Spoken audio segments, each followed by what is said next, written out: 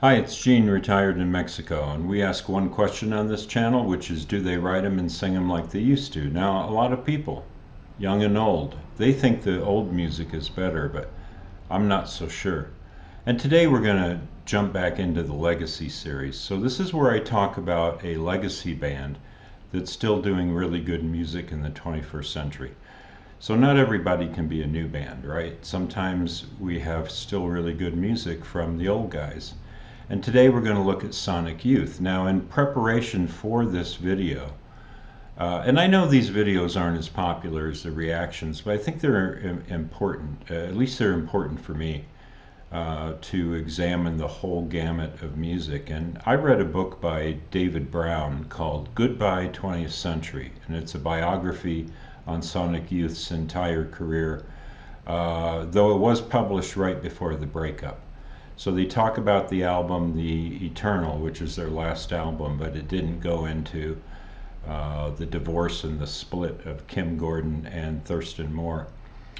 So anyway, I learned a lot about the band, and I think they're kind of, if you will, post-rock for the 21st century, even though they were around a long time. I watched a video recently by a woman from Norway.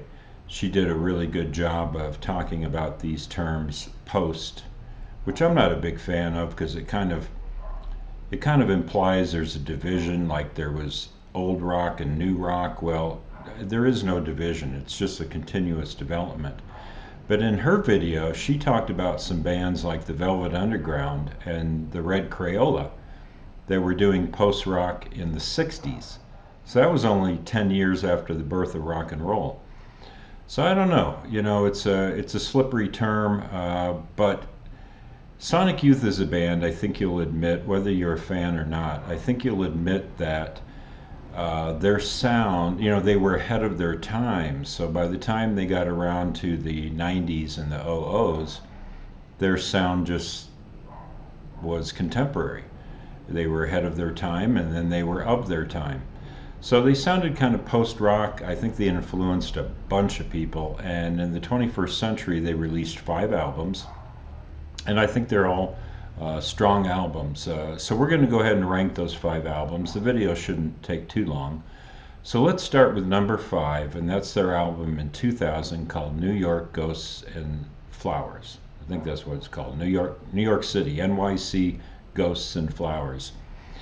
Now, this is a hated album.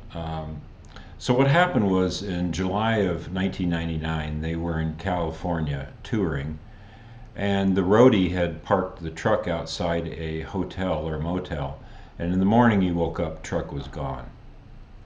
And when they finally found the truck, I guess a few days later, it was emptied of all their amps, all their guitars. And so they made this album with older instruments that they had lying around that they did not take on tour. And it shows for it. I mean, it's a step down. The tunings are really weird. But I think the album is unfairly maligned. Pitchfork gave it, are you ready for this? Pitchfork gave it 0.0 stars. Holy moly. That means the album has no merit at all, and I totally disagree. I think it's a listenable album. I enjoy it. I just don't think it's their best. And yeah, those alternate tunings, especially the opening song, it kind of throws you for a loop, but as you listen to the album, there are some strong tracks on it. It's a hit and miss affair. They pulled in Jim O'Rourke, who later went on to become a Grammy award-winning producer for his work with Wilco. But at the time, he was still developing his outside career.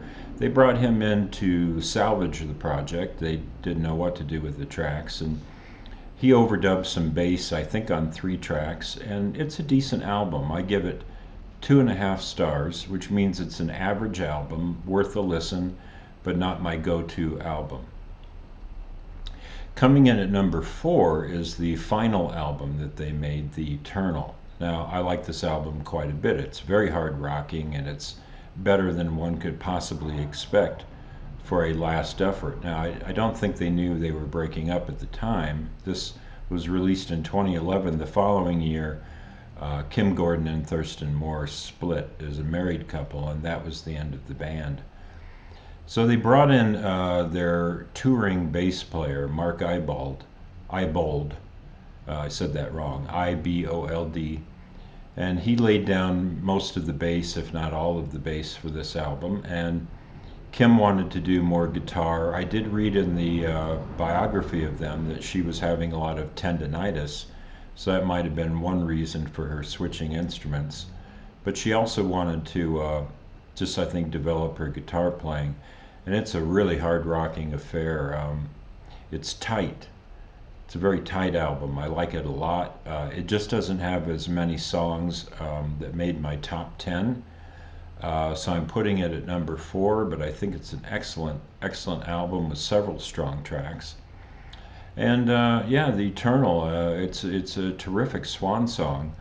And one of the songs that made my top 10 is way up high on the top 10. And so, I really do like this album. And Mark Ibold, he plays the bass, like I said, and I like Kim Gordon's bass playing. According to the biography, most of the people considered the outside bass players to be more technically proficient, but I like her style. But I don't miss her on bass. So this is a 3 guitar attack, and I find with Sonic Youth that whether they're doing twin guitars or triple guitars, it doesn't really matter.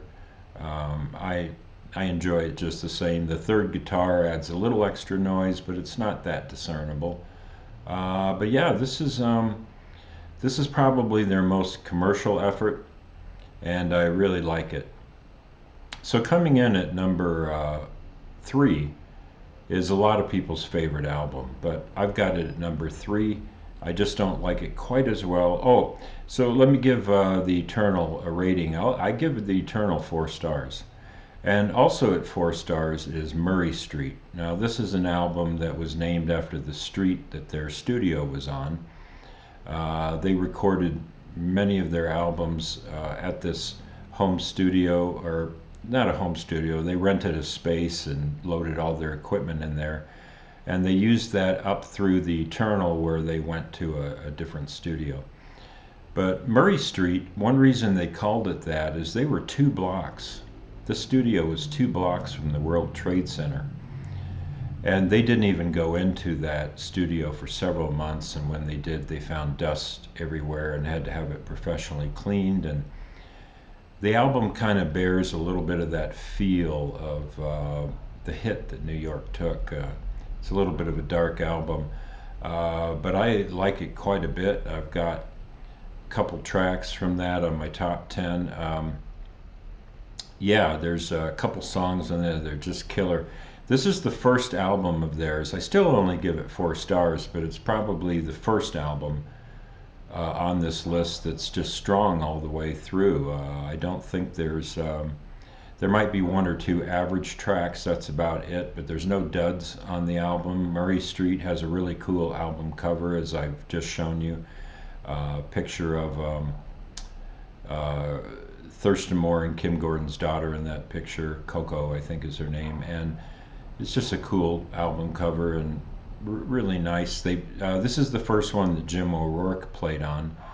And when he, after he worked on NYC Ghosts and Flowers, he then joined the band, both touring and stayed with them till he got tired of touring. But he also was the producer on this album, I'm pretty sure, and he wanted to perfect their sound a little bit. They were a little bit stubborn. They still did what they wanted to do, and he was very frustrated. But he and Kim switch off bass and guitar, so it's about half and half each one of them. And I think Murray Street's a really strong album.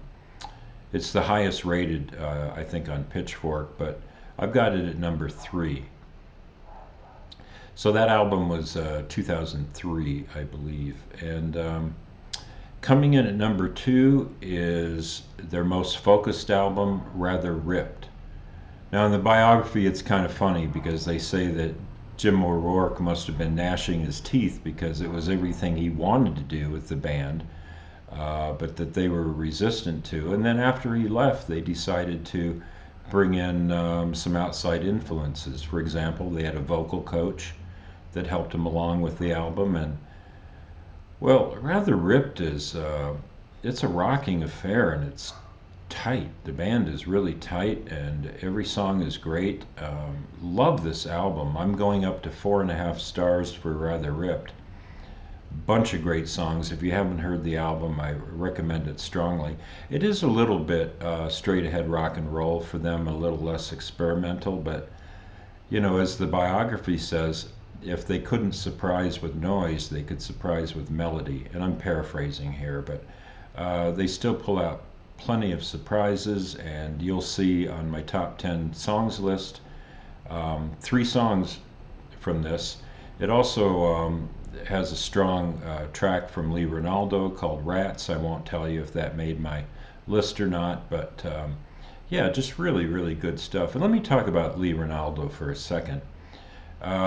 There's only one song in my top 10 that he sings, but I really like his contribution to the band. It's always sort of a palate cleanser, and to have Thurston, Kim, and Lee all singing gives each album a lot of variety. So if you know their catalog, you now know what my top album is, and this is a really pleasant surprise. Coming in at 4.5 stars, Sonic Nurse. And here's the album cover. It's really cool. It's got a painting of a nurse with a mask. This is, of course, before the pandemic. Nurses wore masks, and they picked the cover because nurses are, the way they described it is nurses are kind of muffled that way with the masks. They're not, you know, it's kind of almost a silencing thing. And Kim always had a thing about the treatment of women, so it kind of works with their aesthetic. And man, Sonic Nurse. Oh, and this has my favorite Lee Ranaldo song on it, a song called Karen Revisited. I don't know if he wrote it because they give credit to the whole band for writing, but he sings it, so he probably at least wrote the lyrics. And he also plays some keyboard on this album, some organ. Really, really like this album a lot. I just was really didn't know which album was going to be my top 5 because I hadn't really paid a lot of attention to these 5 albums. So I learned a lot, and Sonic Nurse, killer album. If you haven't heard it, it's strong. There's not even an average track on it. Every single track is great. We've got their biggest hit. If you go to Spotify, a lot of their songs have between 1 and 2 million plays. But on this album, Sonic Nurse, no, I'm getting the albums mixed up. I'm sorry. It was Rather Ripped had the song Incinerate. 37 million plays. It's just completely out of the blue. Has, what is that, 15 times as many plays as anything else. But I think Sonic Nurse is the strongest. It's got some great Thurston Moore vocals on it. And yeah, just love this album. Sorry, I was going to talk about Incinerate on Rather Ripped, and then I got confused. I'm going off memory. I'm not using any notes here. I have been listening so much and reading so much that I remember most of it, and I made a slight slip there, but I think you'll forgive me. And so that's it. We'll keep the video short. These are my 5 Sonic Youth albums ranked. Let me know what you think if you're a fan of Sonic Youth in the 21st century. And you know, what's their all-time best album? Well, you know, if I have to be honest, probably Daydream Nation. Yeah, but the stuff here in the 21st century is nearly as good, and I'm a big fan of it. Daydream Nation, probably give 5 stars to that album, but I'm giving 4.5 stars to 2 of these albums. So I think they did a great job in the 21st century. If you like what we're doing here on the channel, hit the like or subscribe button. And as we say here in Mexico, buen dia.